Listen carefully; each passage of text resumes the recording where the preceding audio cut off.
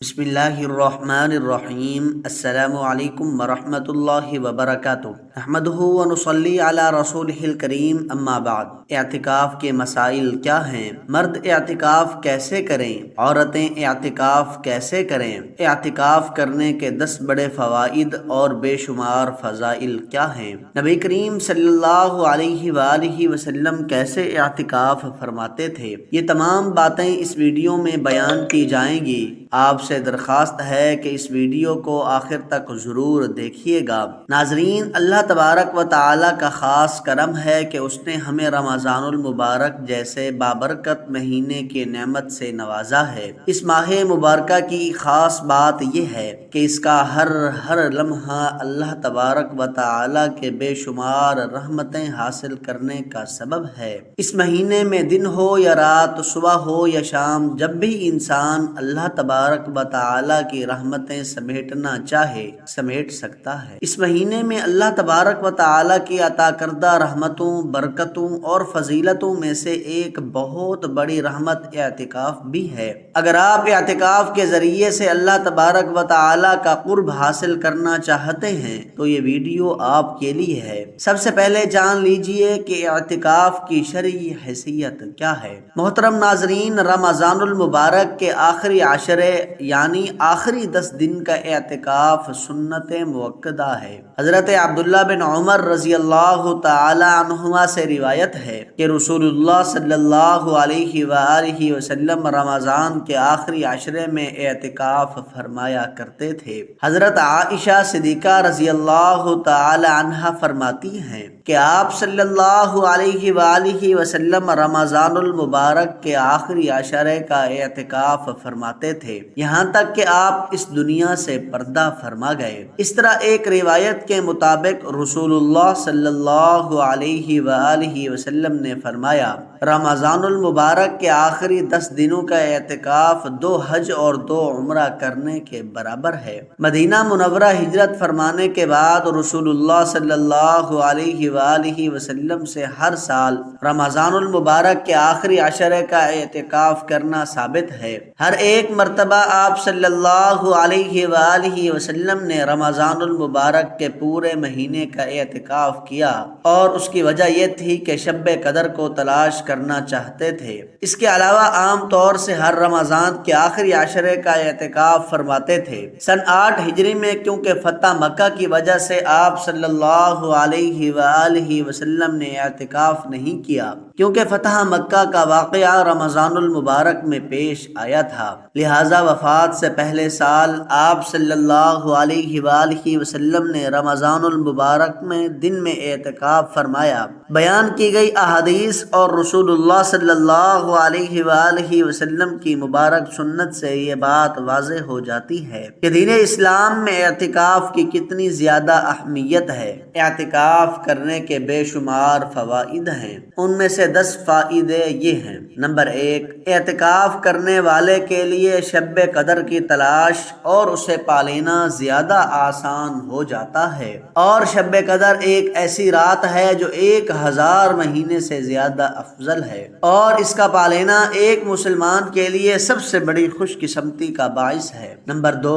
تہجد کی عادت۔ جب ایک انسان اعتکاف کرتا ہے تو اس کے لیے شب داری اور تہجد پڑھنا آسان ہو جاتا ہے اور اس کی عادت بن جاتی ہے، جس کے نتیجے میں وہ رمضان المبارک کے بعد بھی تہجد پڑھتا رہتا ہے۔ نمبر 3، اللہ تبارک و تعالی کے گھروں یعنی مساجد سے محبت پیدا ہوتی ہے، اور اعتکاف کرنے والے کا دل مسجد جانے سے خوش ہونے لگتا ہے، اور یہ بات روز محشر اللہ تبارک و تعالی کے عرش کا سایہ پا لینے کا سبب ہے۔ نمبر 4، اللہ تبارک و تعالی کے ذکر سے انسیت اور محبت پیدا ہو جاتی ہے۔ نمبر 5، خلوت اور تنہائی کے مواقع نصیب ہوتے ہیں، جن میں خطاؤں سے ندامت کے ساتھ ساتھ اللہ تبارک و تعالی سے توبہ استغفار کرنے اور آنسو بہانے کا موقع مل جاتا ہے۔ نمبر 6، اعتکاف کرنے والا فضول باتوں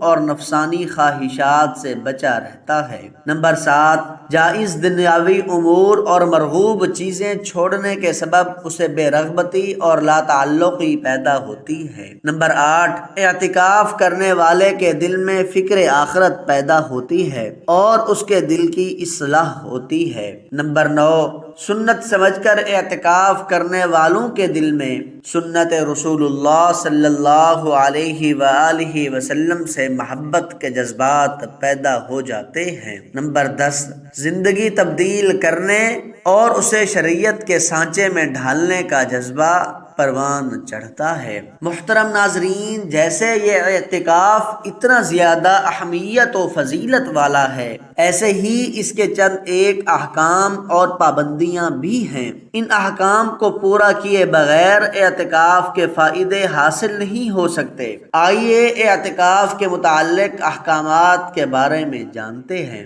نمبر 1، رمضان المبارک کے آخری عشرے کا اعتکاف سنت مؤکدہ الکفایہ ہے، یعنی اگر محلے کے کچھ لوگ اس سنت کو ادا کریں تو مسجد کا جو حق اہل محلہ پر ہے وہ ادا ہو جائے گا۔ لیکن اگر مسجد خالی رہی اور کوئی بھی شخص اعتکاف کے لیے نہ بیٹھا تو سب محلے والے گنہگار ہوں گے۔ نمبر 2، جس مسجد میں 5 وقت کی باجماعت نماز ہوتی ہے اس میں اعتکاف کے لیے بیٹھنا ضروری ہے، اور اگر باجماعت نماز کی ترتیب نہ ہو تو محلے والوں پر لازم ہے کہ 5 وقت کی نماز ترتیب کے ساتھ پڑھنے کا اہتمام کریں۔ نمبر 3، عورتیں اعتکاف کے لیے گھر کے اندر ہی ایک جگہ مقرر کر کے وہیں کام کریں تو انہیں مسجد میں اعتکاف بیٹھنے کا ثواب ملے گا۔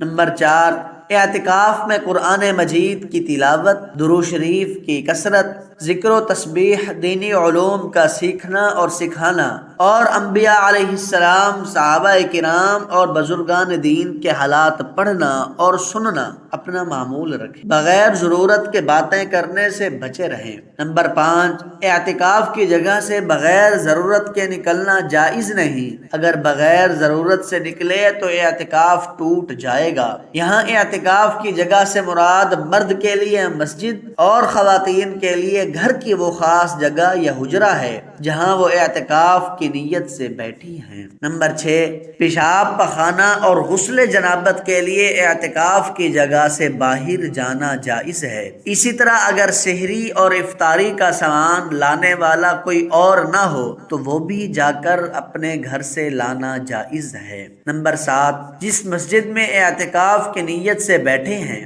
اگر اس مسجد میں جمعہ کی نماز نہ ہوتی ہو تو جمعہ کی نماز ادا کرنے کے لیے اس علاقے کی جامع مسجد تک جانا بھی درست و جائز ہے، لیکن اس کا طریقہ یہ ہے کہ وہاں صرف اتنے وقت کے لیے جائے جس میں وہاں جا کر جمعہ کی سنتیں پڑھے اور جماعت میں شامل ہو اور فوراً واپس اپنے اعتکاف والی مسجد میں آ جائے۔ بھولے سے بھی اپنے اعتکاف والی جگہ سے نکل جانے، یعنی مرد اگر اپنی مسجد سے نکل گیا اور عورت اپنے گھر میں اعتکاف والی جگہ سے باہر نکل گئی تو اعتکاف ٹوٹ جائے گا۔ نمبر 8، اعتکاف کی حالت میں دنیا داری کے کاموں میں مصروف رہنا، مثلا مرد و خواتین کا موبائل وغیرہ استعمال کرنا، اور خواتین کا اعتکاف کی حالت میں امور خانہ داری مثلا سلائی، کڑھائی اور دیگر امور سر انجام دینا مکروہ تحریمی یعنی حرام کے قریب ہے۔ نمبر 9، اعتکاف کے لیے روزہ شرط ہے، اگر کسی وجہ سے بھی روزہ ٹوٹ گیا تو اس کا اعتکاف بھی ٹوٹ گیا۔ نمبر 10، اعتکاف کا اہتمام کرنے اور اعتکاف بیٹھنے کے لیے ضروری ہے کہ آپ رمضان المبارک کی 20 تاریخ کو یعنی 20ویں روزے کی نماز مغرب سے پہلے اپنے اعتکاف والی جگہ میں اعتکاف کی نیت سے داخل ہو جائیں، یعنی دوسرے عشرے کے اختتام سے پہلے اپنی جگہ میں داخل ہو جائیں اور 20ویں روزے کی افطاری اپنے اعتکاف والی جگہ میں کریں۔ اگر اسے تاخیر ہوئی تو مسنون اعتکاف شمار نہیں ہوگا۔ نمبر 11، اعتکاف کی نیت اپنے دل میں ہی کر لینا کافی ہے، لیکن اگر زبان سے بھی کہہ لیں تب بھی ٹھیک ہے۔ نمبر 12، اگر کوئی شخص رمضان کے آخری عشرے میں اعتکاف کی نیت سے بیٹھے اور اس کا اعتکاف کسی عذر کی وجہ سے ٹوٹ جائے تو جس دن کا اعتکاف فاسد ہوا ہو اس روز کی قضا واجب ہوگی، لیکن اگر ابھی رمضان کے چند دن باقی ہوں تو ان میں بھی وہ قضا کی نیت کر کے ایک دن اور ایک رات کا اعتکاف کر سکتا ہے، وگرنہ جب موقع ہو ایک نفلی روزہ رکھ کر اس ایک دن اور ایک رات کا اعتکاف کی قضا کر لے۔ یہ بھی جان لیجئے کہ نفل اعتکاف کی قضا واجب نہیں، کیونکہ نفل اعتکاف مسجد سے نکلنے سے نہیں ٹوٹتا بلکہ ختم ہو جاتا ہے، اور اعتکاف ختم ہونے کی صورت میں قضا لازم نہیں ہوتی۔ نمبر 13، اگر عورت شادی شدہ ہے اور اس کا شوہر ہے تو اس کی اجازت کے بغیر اعتکاف میں نہ بیٹھے، اور اگر شوہر نے بیوی کو اعتکاف میں بیٹھنے کی اجازت دے دی ہے تو پھر بعد میں اسے اپنی بیوی کے اعتکاف سے منع کرنے کا اختیار نہیں ہوگا۔ نمبر 14، اعتکاف مسنون میں غسل واجب کے علاوہ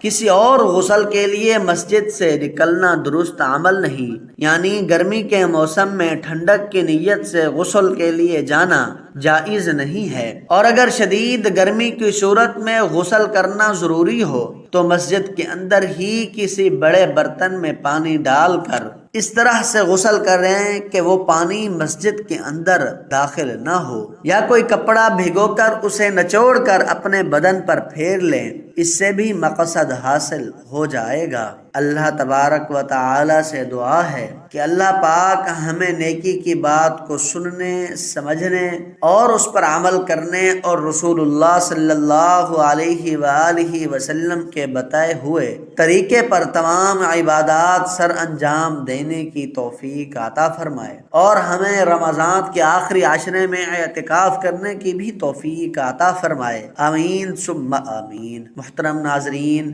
آج کی میری اس انفارمیشن ویڈیو کو لائک اور میرے اسلامی چینل باب روشنی کو سبسکرائب کر دیجئے۔ جزاک اللہ خیرا کثیرا۔